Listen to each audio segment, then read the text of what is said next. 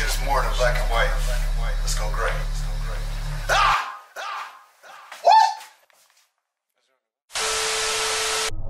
What's good, world? It's your boy Sofi Perry. We are now on another edition of Gray Area, the business edition.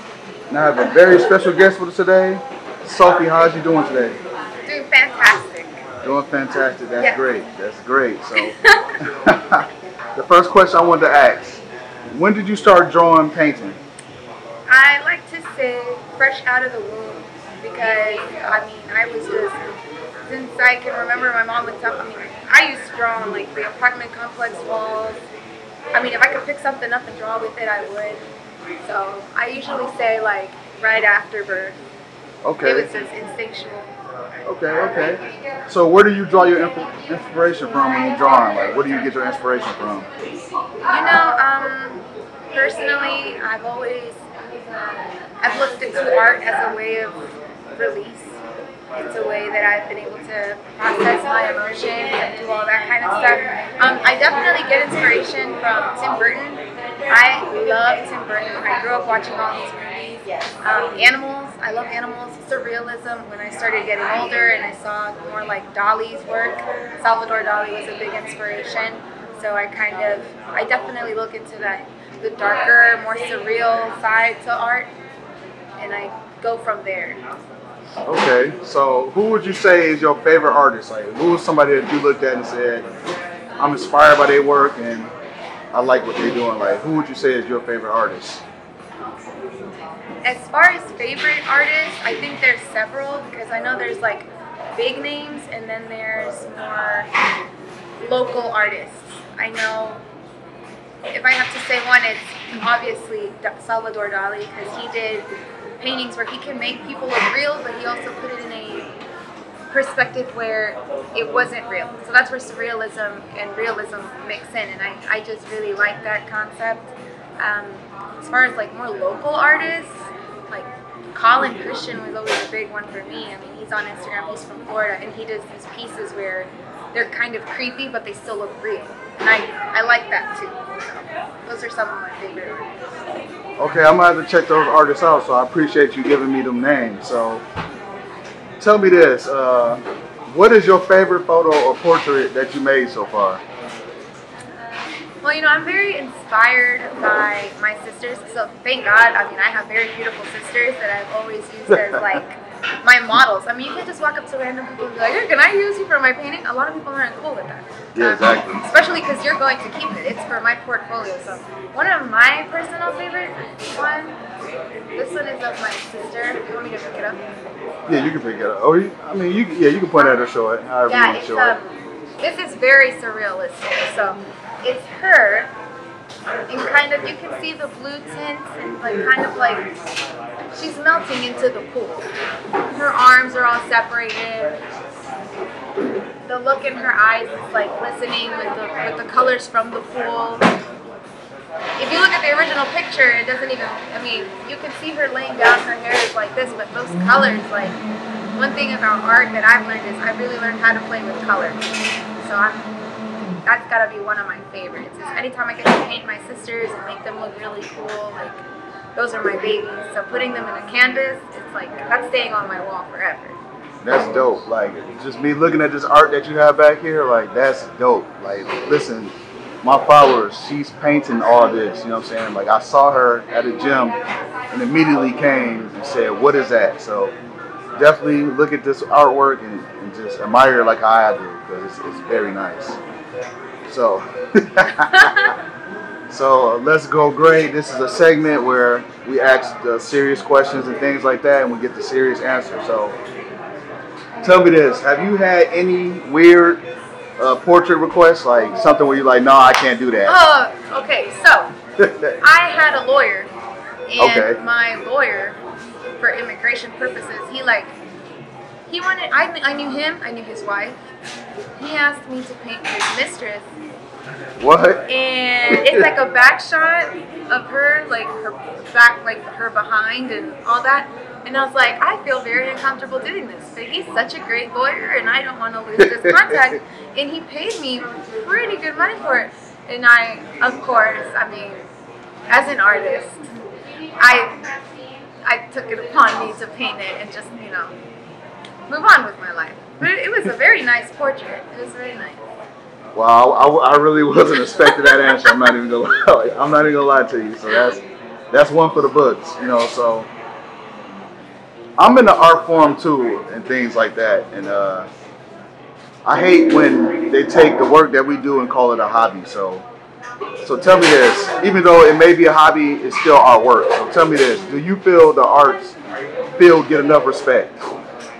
No, I think. Personally, I think a lot of people think, oh, that's not art. Because I know there's some artists that, what they might do might look a little easier to do, but it's not easy. None of it is easy. I think that all artists, in some way or another, are tortured souls. And we all come from a place where that art is born. And I think all art should get a lot more respect than it does. I don't think it's paid as well as it should be. I don't think it's looked upon as something great to do. Nobody thinks that you should go to school for art. A lot of people are like, go to school to be a doctor. I know for me, I did 2 years in community college, and my dad was always wanting me to go to school to do business. And you can do business just by talking, being good with people. You can't just pull this out of your ass, okay? This takes talent, this takes time, patience. Same thing with rapping, same thing with acting, same thing with filming. There's so many types of art that, no, I do not think it's valued as much as it should be. And I definitely respect that answer because that's how I feel too. People say that it's just a hobby and things like that, and it's not. It's our way of life. So that's the end of that great segment. So I wanted to ask, if you could have a chance to paint like your favorite male or female, whatever, celebrity or whatever, who would it be? Give me a male and female. So your favorite celebrity, if they came to you, who would you like to paint? Your favorite celebrity. Shoot. I don't know. That's a really big question. I guess female celebrity. You know what? I feel like Doja Cat is just so freaking weird that that would be a dope collaboration. I think she's so weird that I feel like I could probably make her even weirder in a canvas or something. And then guy celebrity. I don't think you can go wrong with Bad Bunny. Bad Bunny is what's up right now. I love his lyrics and everything. But and he's weird. He's weird as heck too. So I like that. Did you see him wrestling earlier this year? Huh? He actually wrestled a match earlier this year. I know. I saw that. And I was thinking about painting one of him for just to show. So that's definitely in the works. Coming soon. I just don't know what it's gonna be. Okay, so it's coming soon. And we're gonna put that into existence. So Doja Cat and Bad Bunny, you will be getting a portrait from Sofi. You know what I'm saying? So we already put that in existence right now. So tell me this, what is your short-term goals and long-term goals? So short term, I look forward to doing more art shows and just putting my business card out there and I know I'm making stickers and buttons and I paint clothes too, so I've been able to do that for several people, like jackets and pants and stuff. Long term,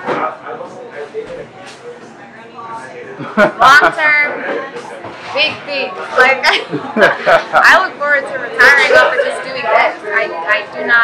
I don't see the point in having a 9-to-5 job where I can't go on vacation whenever I live. I'm built for the beaches and the palm trees, and so I know it sounds pretty cliche and naive to talk like that, but you like what you like. I like what I like. I like to travel. I like to do art. I like to meet new people. I like adventure, memories. So long term, I definitely see myself doing this full time and living a pretty good life. I talk the same way. Some people don't understand it. So, tell me this: what advice would you give to a young painter that want to do the exact same thing but don't know where to start? Just start. Just start? Literally, just start. Because I know I've had some art pieces and I'm like, oh, this isn't even that good. I take all that stuff to my art shows because somebody's gonna like it. The art is in the eye of the beholder. It's not, maybe you don't like it, but somebody else will. And I know I've sold several pieces that I'm like, why would you spend money on that? But just start. Start. You take pictures of everything, post everything, tag everything, make a business card, talk to people. You have to talk to people because, I mean, people make the world go round. If you don't put yourself out there, they're not going to know who you are. They're not going to know what you're about. They're not going to know what you bring to the table. So I definitely would just say, just start where you're at. I definitely love that answer. Please start. You know what I'm saying? Do not procrastinate. So let everybody know where they can follow you at.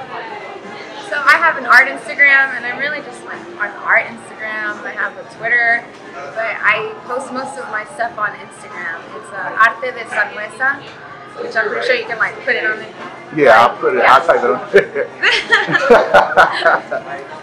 So yeah, we're gonna give you all the social media sites so that you can follow her. So that was the edition of the Gray Area, and like I always say, life is more than black and white. Let's go gray. Ah.